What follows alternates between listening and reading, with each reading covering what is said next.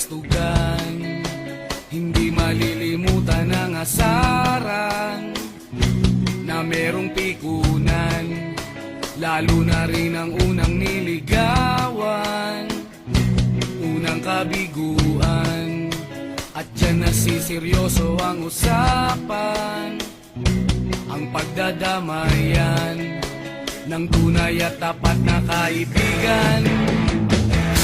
Noong mga buwan, kaibigan namang maaasahan. Oh, di na tayo pabata, edad may di nahahalata.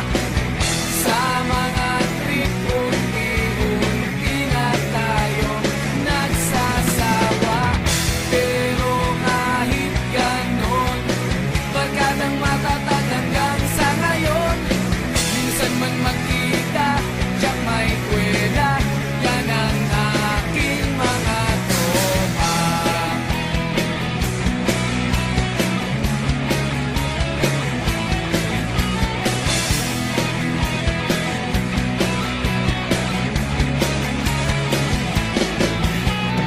Inuman na pang magdamagan, minsan inaabot pa ng ayaan, na kung saan-saan, na para bang walang kinabukasan at kahantungan. At dyan nasiseryoso ang usapan, ang pagpapayuhan ng tunay at tapat na kaibigan. Kung mga baliw, kaibigan namang nakakaaliw. Oh, di na tayo pabata, edad may di nahahalata. Sa mga trip, unti-unti na tayo nagsasawa.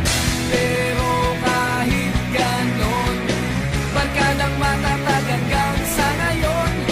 Minsan man magkita, tiyak may kwela, yan ang aking mga tropa.